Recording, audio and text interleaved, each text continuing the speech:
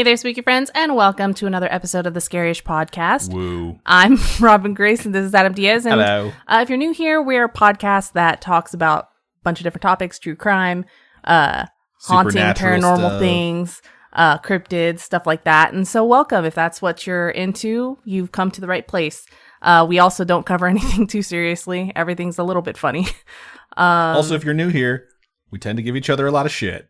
We do. So, and just saying, we had a complaint that I was mean to Robin. Yeah, and it's something where I guess if you guys don't know us very well, you'd be like, what the fuck? I will say, in all fairness, when my mom started living with us for that time, she was just like, it took me a while to acclimate to how mean you guys are to each other. My sister yesterday, literally, we were mean to each other, and she's just like, I want this. I want to find somebody who's who tells me to go fuck myself, I think was her exact words. Anyway, yeah. So I don't know if sometimes we say things sound way too serious, but it's been 11 years. I mean, come on. Yeah, just saying. All right. So it's been a while since we've had an episode. Been a couple weeks, I think. We've been very busy. We've been working. We've been exhausted. The script for you has been a labor of love. It has been a labor of love. It's, fun times. I'm excited to hear it. But a lot of stuff has happened. So, okay, let's just recap. So we recorded a live episode of Scaryish Storytime a while back. And then the following week. Oh, we went on an anniversary trip. Yep, we went down to San Diego for our 11-year anniversary. Yeah, went to go watch the Padres. That was cool. We're really not Padres fans. No offense, Padres fans. Everyone there was very nice. Yeah. They were really mean to the left fielder from Milwaukee, which was fucking hilarious. I forget what his... Pretty sure it's Yelich. Or Yelich. Is it Yelich? I can't remember how you're supposed to say it, but yeah, they were very mean to him. It was a fun time. We had a blast down in San Diego, and we came back, and during that time, there was some life changes that happened. I've been debating whether or not I'm just going to pull back and not share as much, and I've kind of flipped to the other side as soon as the microphone turned on. He's a flip-floppy freaking fish right now. I am. I'm a flip-floppy freaking fish. Magikarp. But yeah, so like just to give you guys an update of what's going on our side. Okay, there's two things I do want to cover. Before we get into the episode, because I think a lot of people are always just like, oh my god, how are you guys? Not really. You guys could probably give a shit. If not, skip forward like 3 minutes to the topic. One, I started therapy, which I think is a great thing. Same. So yeah, just doing some mental checkup, cleanup stuff, going through some previous traumas and making sure everything's like filed away where it needs to be. We're pretty big mental health advocates. I think we've been that way on the show for quite some time.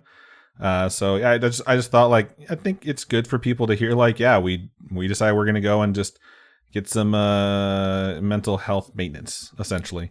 And, I'm glad we're doing it. And it's kind of like independent of one another, and, we're respecting each other's boundaries, but we're deciding that we're going to do that. And I think it's a good thing. And I encourage everyone to do that. Second thing, this is independent of therapy. It's not like I just decided to get wacky and crazy.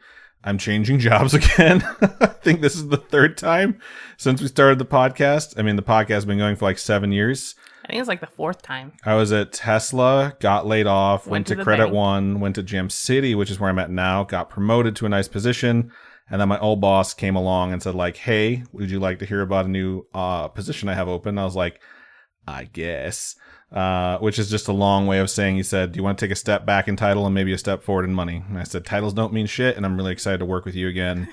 It was a titles don't mean shit, and I want the money. But I want the money. No, it was a really, really hard decision, because I really do like where I'm at. And that's so much different than anyone who's listened to the show and knows where I've been in previous, positions where I was like miserable where I worked. It's not something I had really anticipated, but we decided like, hey, let's sit down and go over the pros and cons. And we just decided, like, yeah, new adventure seems good. So, yeah, that's what's going on. Lots of changes. A lot of things were happening in the background during the last couple of weeks. So, just a lot of life shit, Like, life, it just, when it rains, it pours. Whether or not it's good or bad, it's just, like, big, important life changes seem to just all sort of stack up all at once. Yeah. So, it's been a bit crazy. So, I'm excited to just sit back and hear about some guy named Diesel. Okay. All right, so welcome to a true crime episode. This time I'm going to be covering the disappearance of a fairly important person in our world's history, and that is the disappearance of Rudolf Diesel. Name might sound familiar to a lot of people. This episode, it's going to be a mix of history, like historical knowledge, things like that. So this is the guy whose nose lit up red and led Santa's sleigh no. on the foggy night, Oh right? my God, get out. But yes, so a little mix of history, a little mix of true crime. I love it because I think that's interesting. I listen to documentaries and watch documentaries about like random stuff. I think Ancient Aliens is like my go-to late night thing. Or, usually what I hear, like if I'm falling asleep and I can hear the TV, it's either like descriptions of how aliens have visited us and are in charge, or it's something like World War II. I was gonna say, or something about Hitler and the Nazis. Yeah. I'm just like, my dreams are gonna be so fucking weird at yeah, night. I have weird, like growing up, the History Channel was my jam, I fucking love My parents history. could tell you that too. They'd be like, always like TCM, Turner Classic Movies or the History Channel or Pokemon. But yeah, so this is gonna be that type of episode. All right, so Rudolph Christian Karl Diesel. It's a dope name. Was born March 18th, 1858 in Paris, France. Okay. His parents were Bavarian immigrants that were living in Paris. So he's not French. It's not a very French name, so that makes sense. His dad was a bookbinder by trade, so he kind of did what Joe did in You, where he binds books, right? His mom was a leather goods manufacturer, so maybe they kind of worked together, leather-bound books, Interesting. Diesel was one of 3 children. He was the middle child, which is unfortunate. As a middle child, I totally get that, I am the younger of 2, so we didn't have a middle child in my family. So you weren't the spoiled one. I'm pretty sure the youngest are normally the most spoiled, but no.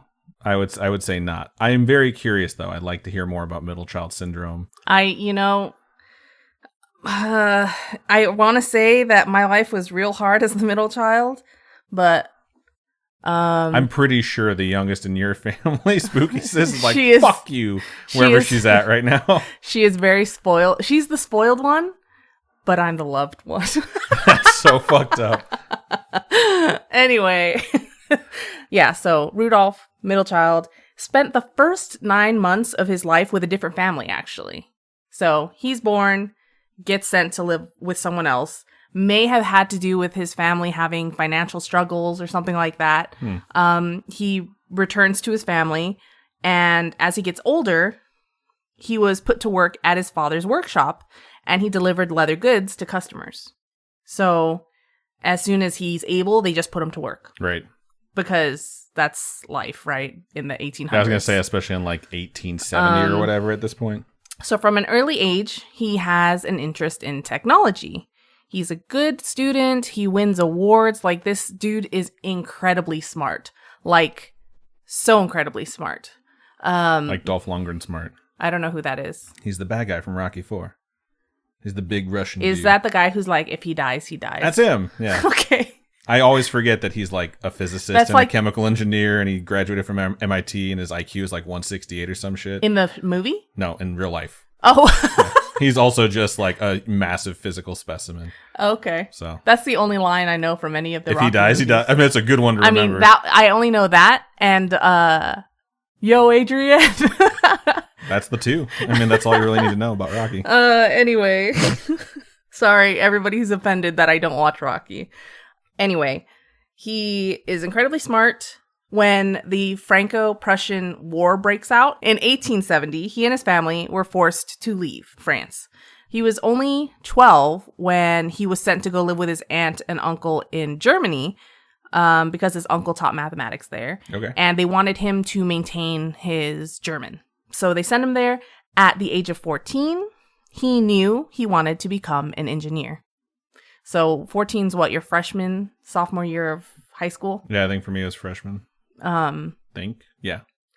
I was a 13 when I was a freshman, so that's why I say freshman, sophomore. I was 13 when the year started, 14 by the time the year ended. Okay. That's how my I know it's different for everyone based off of when you got enrolled or what your birthday lands on. I have a late birthday, so I don't know.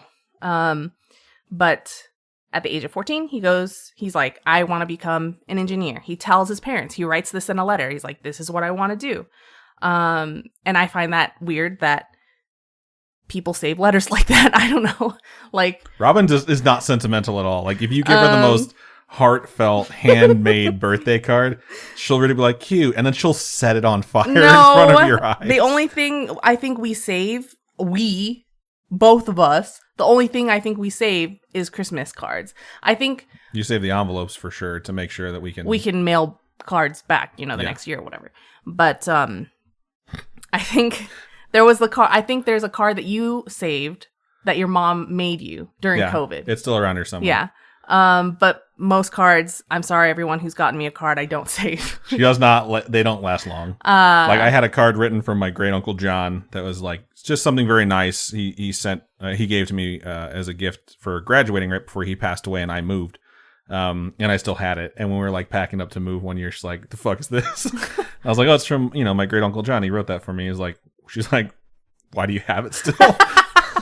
I just don't save cards, man. But we still have a freaking letter from Ferrari sitting on the kitchen table for the last 3 weeks. Some things you save. Okay. Anyway. I'm sorry it wasn't signed by Charles Leclerc.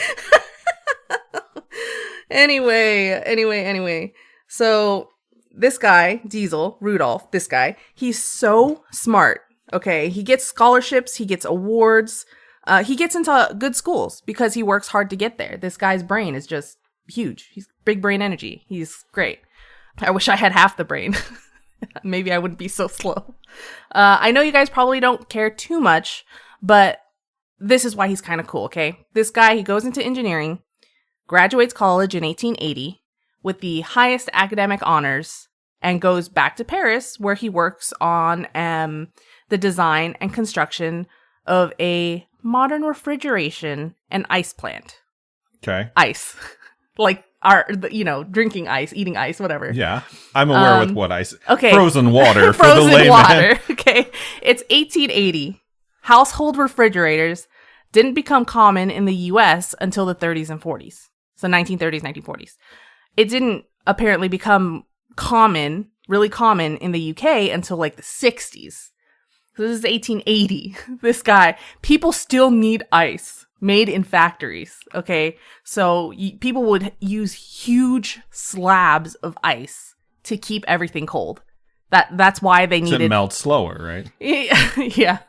I assume so. I don't know. A movie told me that, so... But that's why they had ice plants, everyone. They needed huge blocks of ice. So only after a year of working there, graduates college, gets this job here. Only after a year, he becomes the director of the plant. Wow. This guy is... They're like, someone put him in charge, please. Like, how the memes are like, I have a smooth brain? This guy's real bumpy brain. Real wrinkly brain. Real wrinkly brain. And he was a patent beast. He would just like pump out patents for all these different stuff. I'm sure we could look up, on a patent website like Rudolph Diesel, and it would come up with a whole bunch of things he patented in his lifetime. But I was expecting like a list. Oh no, I should have, but I didn't. Got it. Refrigeration and freezing water. Yeah, that's where he worked. So he got a bunch of patents in both Germany and France. He gets married in 1883 because this guy's a director of the plant. This chick's gonna lock it down, right? Wow. 1883. 1890, he moves to Berlin with his family and takes over the management of the company he worked for, their corporate research and development department. So he's just putting that brain to work. And he works on developing all these patents on different things and working on all these different types of processes. He researches thermal efficiency, fuel efficiency, and he builds a steam engine that uses ammonia vapor. He designs all this, he's testing stuff out. He's trying to figure things out, get things to be more efficient. But this ammonia vapor one ends up blowing up and almost kills him at one point. But you live and you learn. He lives and he learns. I mean, you could kind of say he worked on a lot of stuff that would blow up, but he learns, right? He keeps making things better. Lots of incidents, but nothing stopped him. He just kept on chugging. So he works on this internal combustion engine. He gets some patents in that. But all of this to say is he designed an engine. The diesel engine. So the first successful test was in 1897 for this diesel engine. He patents it all over the world, including the U.S. Nice. Smart dude. Diesel engines are used. We still use diesel, okay? We still use diesel gas. That's how insanely smart this guy was. His name will live on in infamy. I don't know if it's necessarily infamy. Notoriety? Sure, that works. He was inducted into the Automotive Hall of Fame in 1978. Well, posthumously, I'm guessing. Posthumously, yeah, 1978. Okay, so I'm sure the majority of you people that are listening are like, all right, cool. Don't really care about history. Don't really care about this guy. Sure, I've heard of diesel gas. I often worry diesel, when my topics get history heavy, but I think this is fucking fascinating. It's this cool. Is so good. I always just thought diesel is just the name of the fluid that we put into diesel engine products, right? So whether that's vehicles on the road, farm equipment, things like that. I just thought it was just... It's so funny because, like, you have this bizarrely inquisitive mind sometimes. Like, we'll be having breakfast. She'll be like, who do you think the first person was that saw a chicken shit out an egg and thought, I'm gonna crack that and eat it? Like, she'll toss stuff out there like that, like, just obviously inquisitive. But sometimes you hear, like, diesel, huh? Makes sense to me. You don't think anywhere beyond that. I just, I never really thought about it, but here we are. Okay, so anyway. The amount of times we've had breakfast. Robert has mentioned who was the first person to see milk shooting out of a cow's tit and be like, I'm gonna drink These that. are all the questions that I've definitely asked. He's not even lying. I've asked these questions. Okay. Anyway. Here's where it gets interesting, okay? Okay. So, Diesel, he gives his wife a bag and tells her not to open it until a week after he leaves on this trip. He's going to go on a trip. Ominous. So, September 29th, 1913, Diesel boards the SS Dresden in Antwerp, Belgium. Probably said that wrong. But yes, he hops on board and heads for London. So they're going to cross the English Channel. He's going to go to London. He has a meeting of the Consolidated Diesel Manufacturing Company. So he's going over there for talks.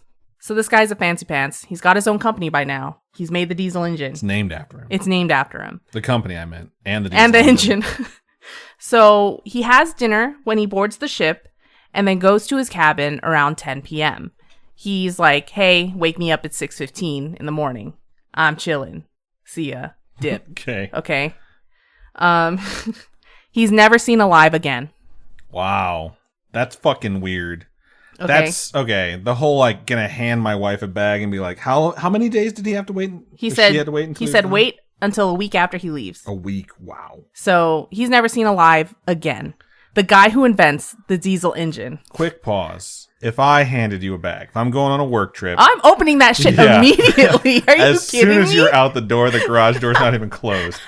That bag is I'm open. like, what's in the bag? And then you're going to text me from the garage and be like, you already opened it, didn't you? It's going to be a picture at the bottom that says, close the fucking bag. Anyway, when they go to wake him in the morning, his cabin is empty. Bed hadn't been slept on or in. His night clothes, his sleeping clothes, are laid out on the bed neatly. And they find his hat and his overcoat neatly folded beneath the afterdeck railing. So these are neatly folded and put under the railing at the back of the boat. Okay. So according to Greg Paul, the author of Biodiesel, Growing a New Energy Economy, shortly after his disappearance, his wife opens this bag. And inside, she finds 20,000 German marks. Do you know how much that's worth today? That's the equivalent to approximately $120,000. Okay, let's pause again. I hand you a bag. I say, wait 7 days after I'm gone. You open it while I'm still backing out of the garage, and it has $120,000 in it. I'm going to rip open the garage door and be like, why the fuck is there $120,000 in this bag? Like, honk, honk, bye forever. They were supposedly broke as hell at this point. Supposedly. So how is there this much money out of nowhere that he's given his wife in a bag? Wait, so he has all this shit. He has all these patents. The company's named after him. He's been a director, but they're broke. So people say he made a lot of bad investments. Bad investment decisions. So the interwebs states that their bank statements showed that their bank accounts were practically empty. They really weren't doing well. So where the heck is this $120,000 coming from? Weirder even is Diesel's diary was found because apparently everyone back then had a diary. Like, do you think he wrote on the front of it Diesel's diary? Because it just sounds so fucking cool. I don't know. And the S is like I'm that sure S he we did all the used to super draw. cool S. Yeah, for sure.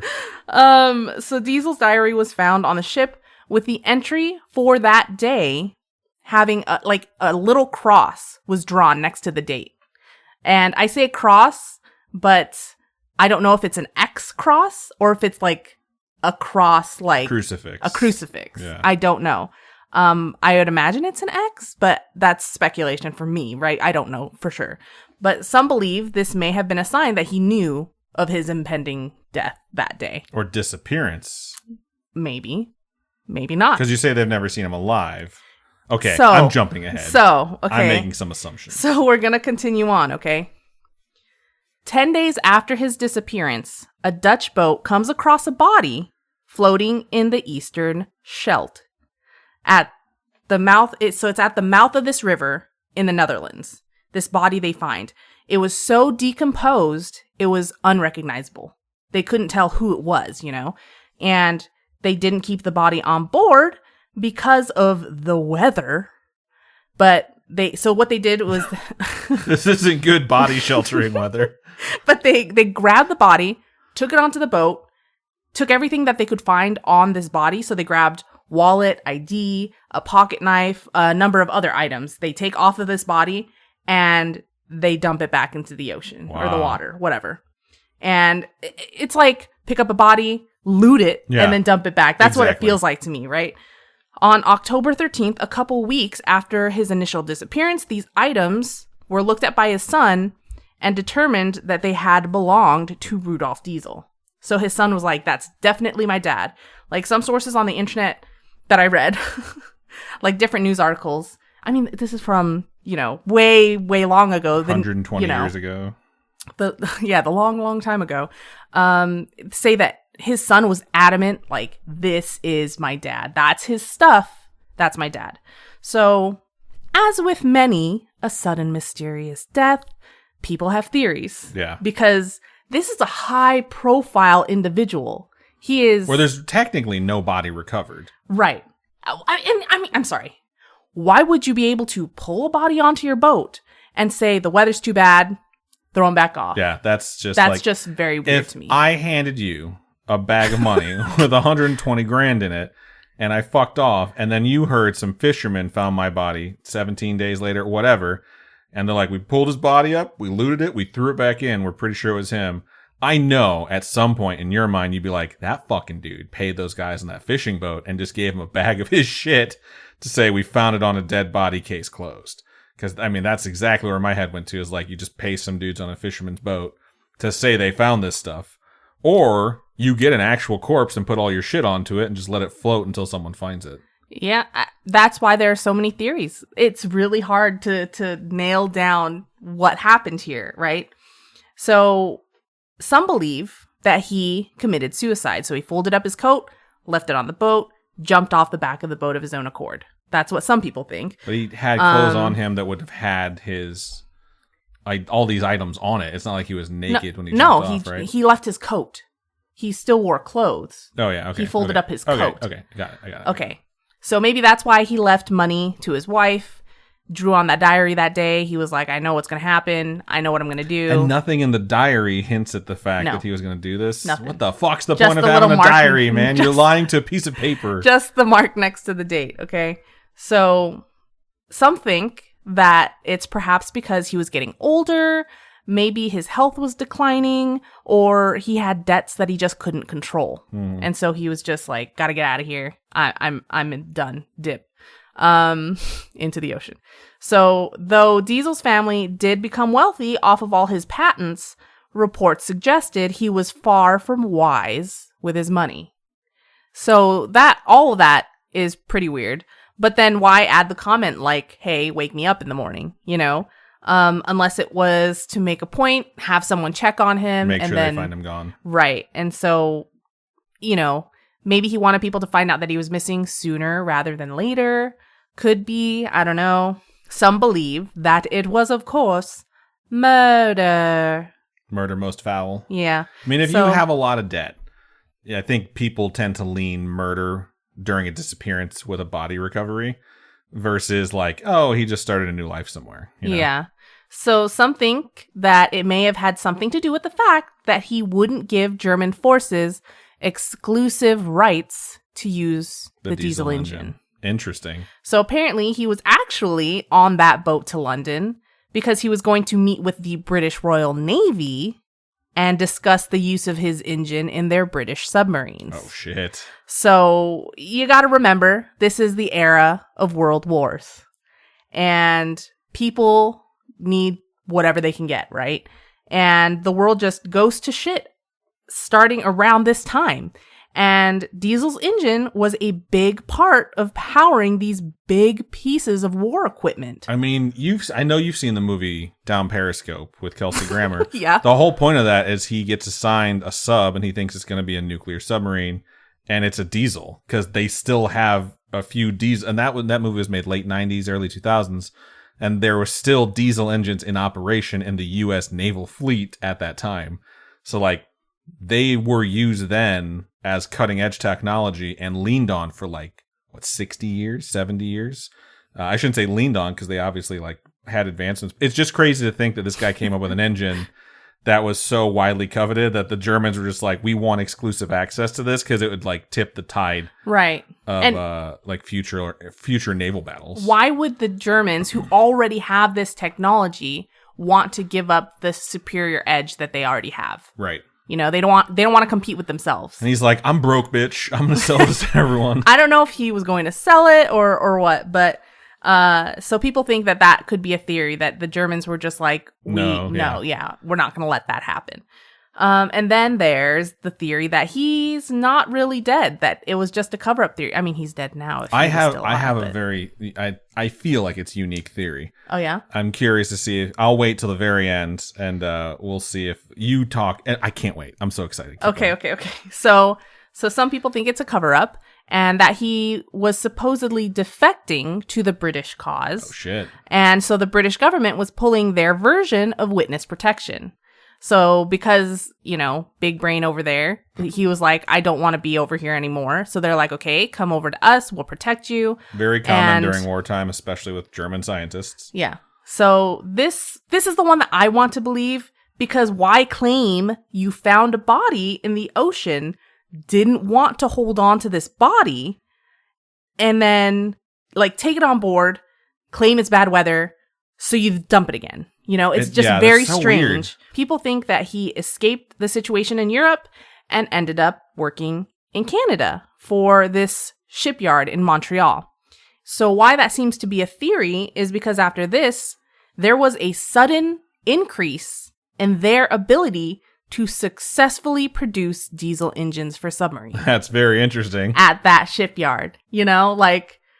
People are like, why is it that this shipyard all of a sudden is like, diesel? It's what the heck? We figured it out. All of this, of course, is unsubstantiated. There's no way for us to know, he ever left for Canada or whatever. So, really interesting. But let me hear your theory. Tell me. Oh, okay. I gotta go? Yeah. All right. So, I have this theory. All right. And I've thought about this a lot.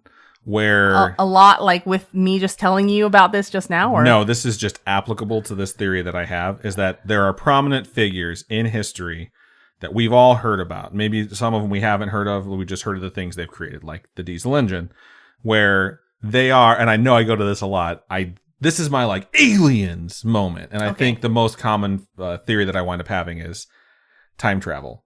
Oh my gosh. I do think that when there is someone who is so incredibly successful that brings forth a technology out of nowhere or earlier than anyone else was going to develop it, and there's such a bizarre, mysterious, air around them of like, how do they keep patenting all these things, you know? And how do they keep thinking about devices that seem like they're from the future? Okay. And like they can only get away with incremental changes before someone notices. And then Jean-Claude Van Damme comes back because he's the time cop, obviously. And they're like, hey, you're under arrest. Come back to the future. And if that were to happen, we're in timeline B where the changes have been made and we're living with them, you know, he would disappear. Okay. For all intents and purposes. Okay. Yeah, I'm pretty sure. And yeah, it's just like for us, he disappeared, but for him, he got caught, you know? And it's like, well, our timeline's fucked unless they go back and prevent him from doing whatever, you know? It gets really stupid when you think of it and when I try and explain it. But if, let's say, down the road, time travel technology is invented, like it's amazing, and someone steals it and they're like, I'm gonna make myself rich as fuck.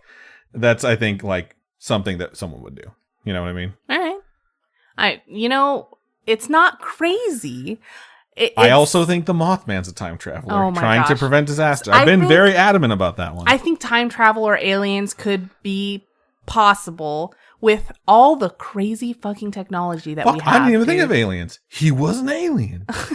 He showed up, gave us technology he thought we could use, and then when they were like, dude, you're giving them technology they're going to use for war, he's like, all right, I'll stop. And children. And then they took him back. Wow, that's fucked up.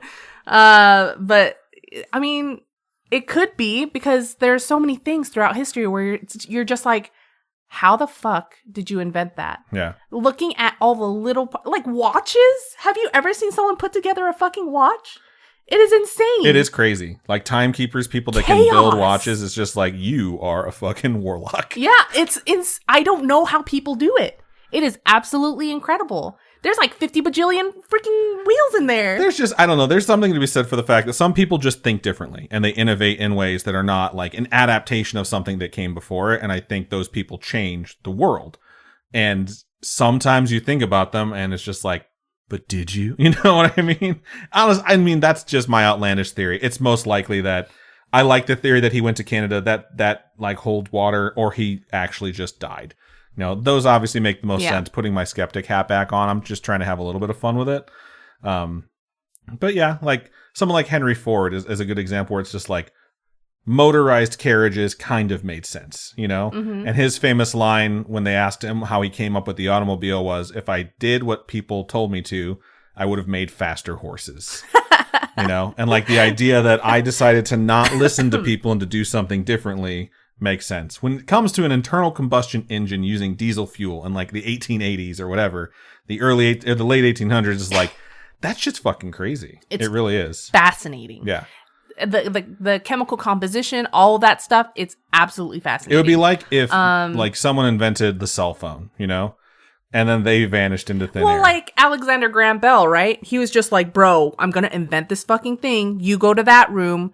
I'll stay in this room. There's going to be a fucking cable and watch this shit. And the guy's like, how am I hearing your voice from over here? Yeah. It's just fascinating. I don't know. There's obviously technological innovations and things like that. Just when someone has something bizarre attached to their end, it just gets really interesting. Yeah. Like the inventions of cell phone technology or whatever, right?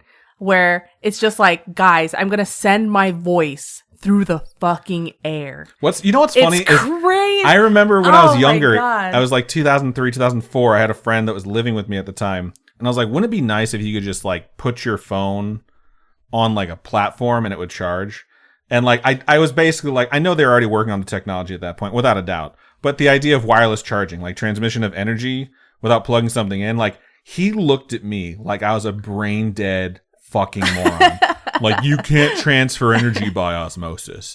And now we all just have that shit and take it for granted. Like, make sure you put it right in the right spot so the energy can seep through your phone case. Back in the day, okay, we're aging ourselves here, right? I remember when cell phones, when you were sending text messages, sent it on a very specific signal. Like now, we have like RSS and all that stuff, right? SMS. Or RMS. RSS, I'm pretty sure, is like a fucking... There's SMS and the new MMS. one. The new one between like Android phones, if you're using like Google PMS. Message. Fuck you, dude. But anyway, back to Diesel.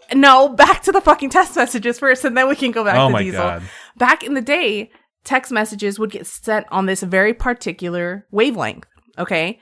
And they used to make these super fucking cute phone charms that would light up every time you got a text message. I don't remember this at all. You never had one of those? Bro, No. I had those. I was like so excited because anytime you got a text message, it would light up your charm. That's cool. It was really fucking cool. There's going to be people out there that are like, you're lying. That didn't exist. It existed. There's going to be people coming out of the woodwork now to say like, I had one of those. It was absolutely fantastic. It sounds super cool. It was Why did we cool. stop using those? Because we send text messages on a different wavelength that don't affect those anymore. Makes sense then. Anyway, other than all of that, all of our theories. Just like to point out, I thought you were done with the script, and that's why I proposed my theory in full. Now we're getting back to this, and that was just like the most massive tangent ever. Right. My apologies, So everyone. other than all those theories, people also think maybe it could have been an accident.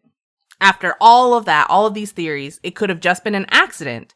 He was known to be a bit of an insomniac and may have just been simply taking a late night stroll on the deck. And though there were no reports of any bad weather, wind, rough seas, or anything like that, he just fell in. You know, it could have been anything.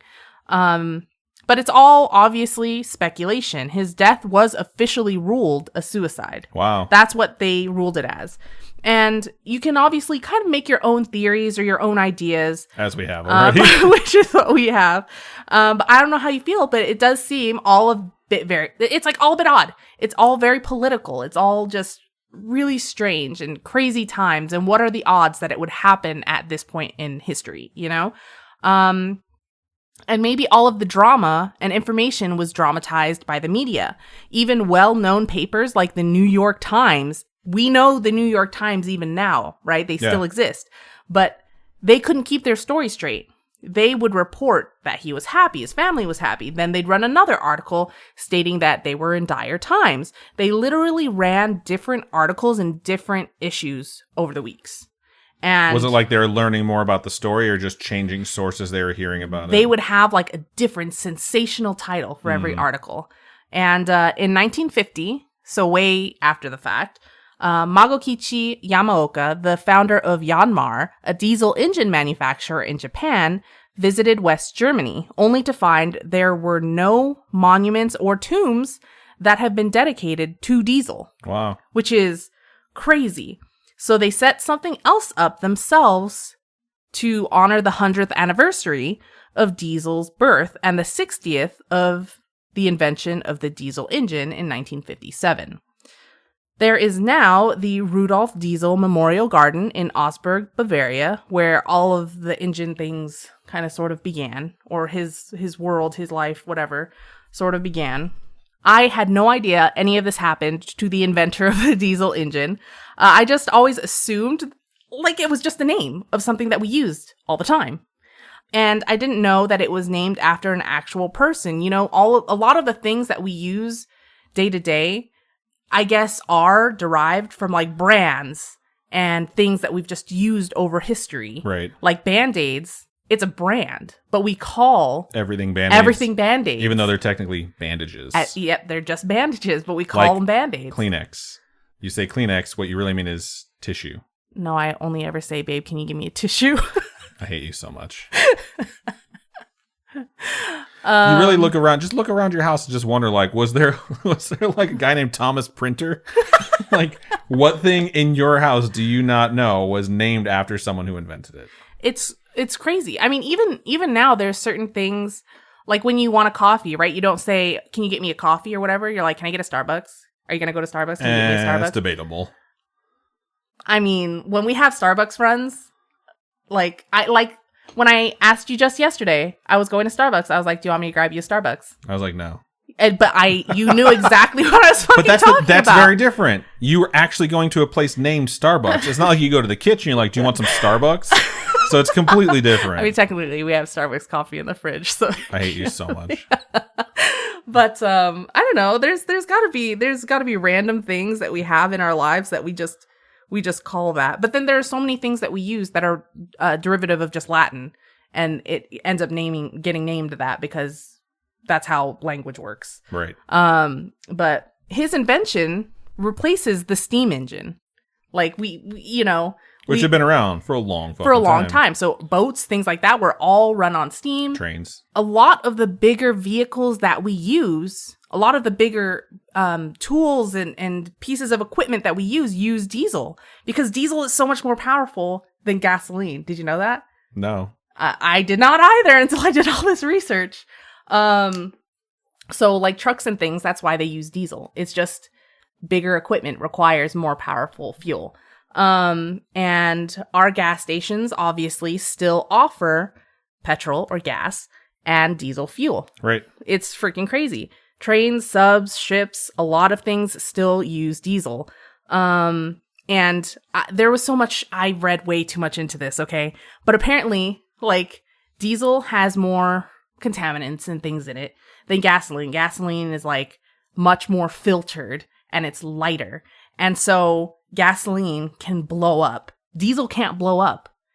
It's absolutely crazy because it has a higher flash point. It doesn't explode. It is fascinating. You guys should look it up. It's absolutely crazy. I never knew any of this stuff. But these are just like little extra tidbits of information that I thought were really interesting. And did you know that before he disappeared or died or was spirited away, whatever you guys want to believe, he was actually looking into using coal dust or vegetable oil as fuel alternatives? You should have mentioned that to adjust my theory. What? Because someone disappeared this dude. They're just like, no, you're getting too far into energy independence, which is something that we need to make sure the human race stays in servitude. He had a design that ran on peanut oil. Okay. That's pretty fucking dope. So now we have research into biodiesel, you know? And I just think that's insane that this guy who was born in the 1800s was like, yo, we're gonna run our cars or our vehicles or whatever on oil. Was he really born in the 1800s though? Was he born in the 2800s? And he's just I'm gonna steal that time travel It's watch. Fascinating. It's all very fascinating.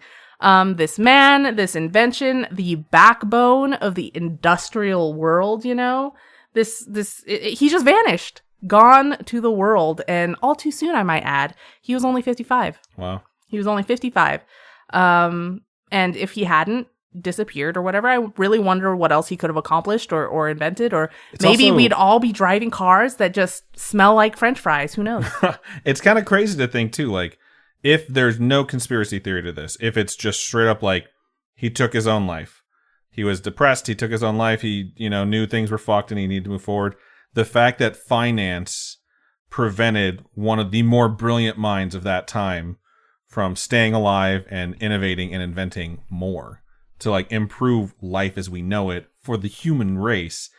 It's just like, man, money fucking sucks, That's rough. Like that's rough to think about it that way. But yeah, you think about topics like this, it really makes me want to cover something like Tesla, like Nikola Tesla, and go over like, hey, this dude was a genius, and the things he kept coming up with, like his is a very different story because he's tied to a lot of weird shit.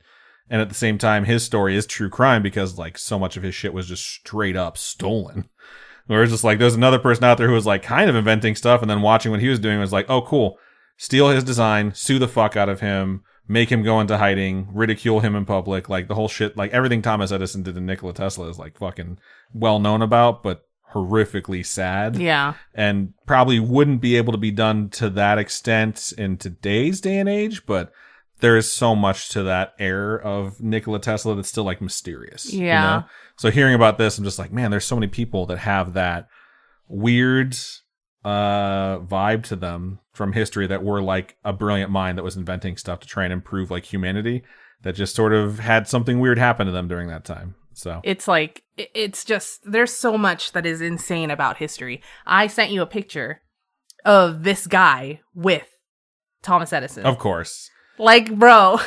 Edison was just like fucking, oh my God.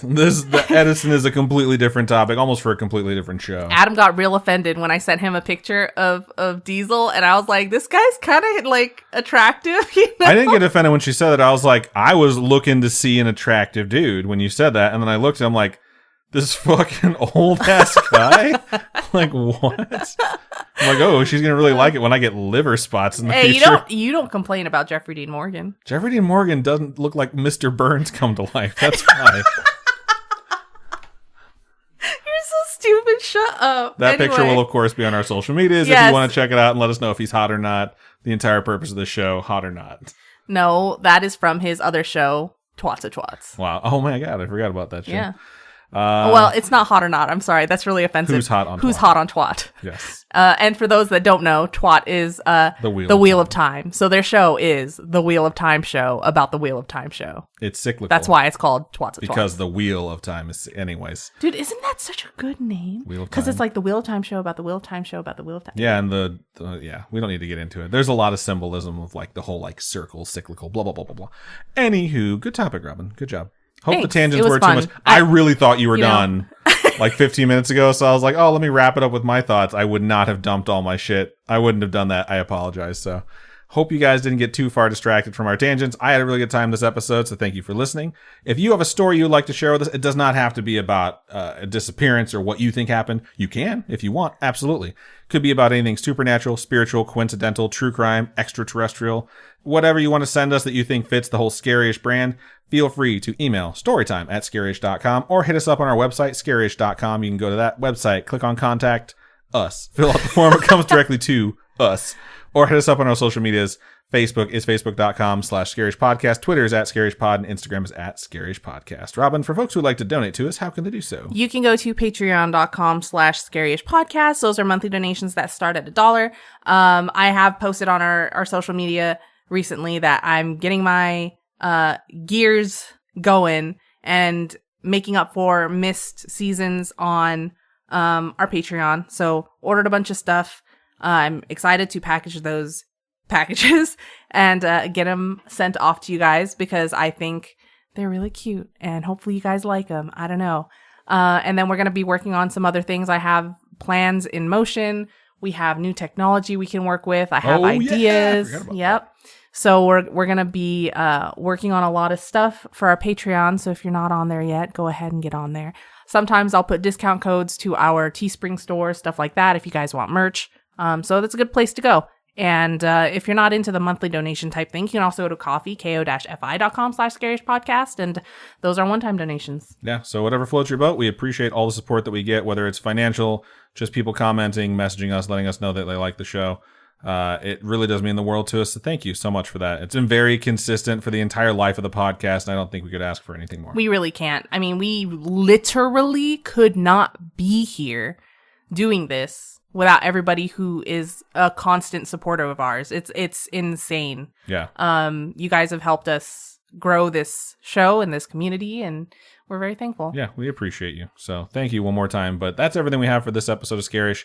Thank you so much for listening. Robin, why don't you go ahead and sign us out? Keep on creeping on, and we'll talk to you guys later. Bye-bye.